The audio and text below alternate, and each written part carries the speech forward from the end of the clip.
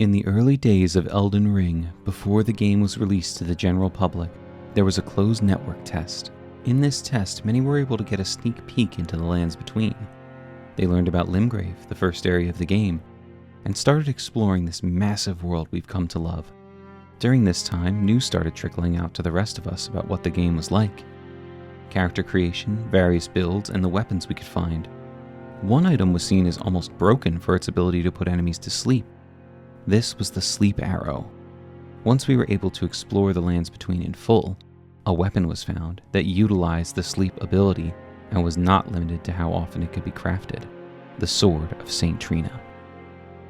This sword came with a description: silver sword carried by clerics of St Trina, inflicts sleep ailment upon foes. St Trina is an enigmatic figure.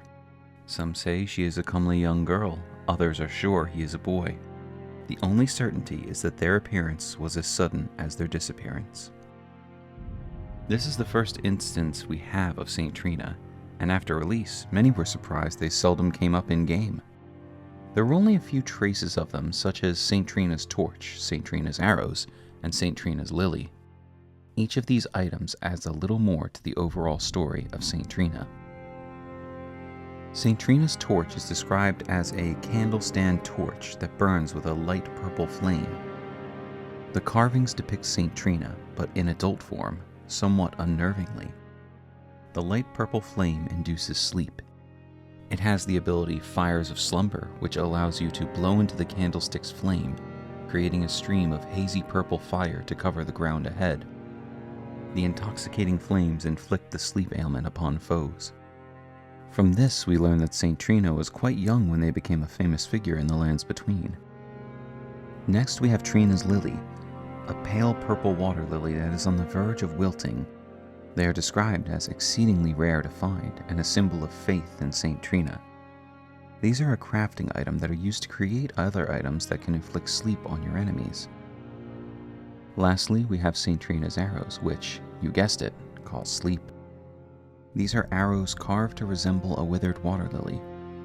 Priests of St Trina use these arrows to spread their teachings. The sweet oblivion of sleep can become quite the habit.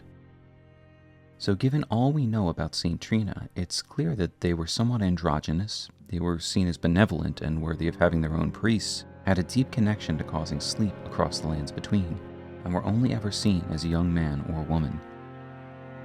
When taking all of these clues into account, we believe there is only one person St Trina could be: Miquella, one of the twin Empyreans. The idea of St Trina being Miquella in disguise seems almost obvious after looking at the evidence. But the bigger question is, why did he do this? What reason did Miquella have for traveling the world under a false name?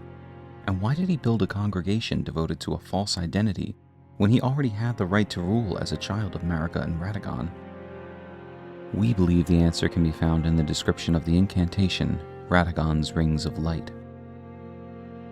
One of the incantations of the Golden Order fundamentalists, a gift of gratitude to the young Miquella from his father, Radagon.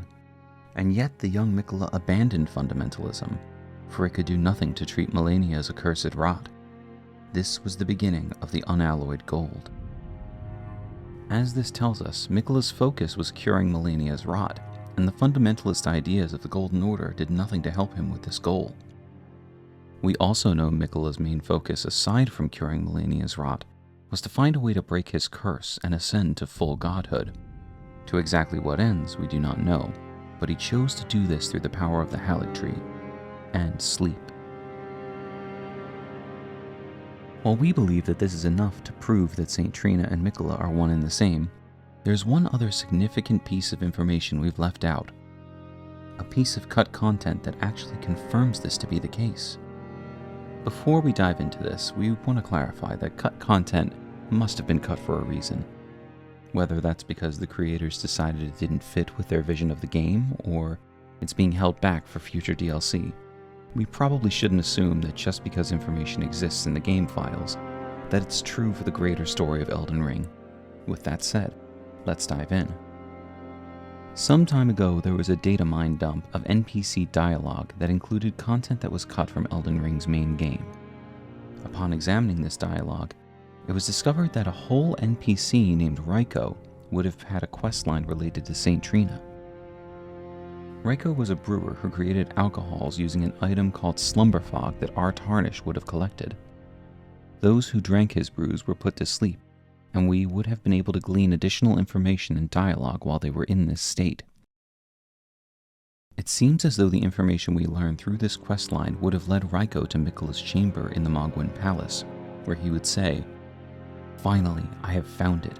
St Trina's, no, Lord Miquella's cadaver. I have partaken of untold secrets such that I might aid you, O Lord. So please, I hope you can welcome your humble servant Ryko into your dream, the world of your heart. Indeed, I beg you grant my wish, that when you transcend from Empyrean to God, allow me a place at your side." Here we have an outright confirmation from this priest of their order that St Trina is Miquella, and the power of sleep provides the user with untold secrets that may lead to Miquella's revival. With the knowledge that St Trina's favorite ability was to put others to sleep, and that his followers used these same methods through the lands between, it opens up new concepts surrounding Miquella. Many assume he is dead inside his cocoon, waiting to be revived by either his Haligtree or Mog's Blood Palace. But what if he is simply utilizing the power of sleep to grow stronger and eventually break his curse? For now, these ideas will sleep soundly in the realm of theory until future DLC, or FromSoft themselves, confirm whether or not this cut content belongs in the greater lore of the game. Time will tell whether additional DLC will allow our Tarnish to go toe-to-toe with St Trina, but what do you think?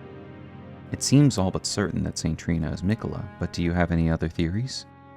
Should we treat the cut content as gospel, or disregard it in current conversations about the history of Elden Ring? Please comment to let us know your thoughts. Don't forget to like, subscribe, and hit the bell, because in our next episode, we will be tackling a topic you, our community, have chosen for us: the Bell-Bearing Hunter. We can't wait to see you again for more Elden Lore.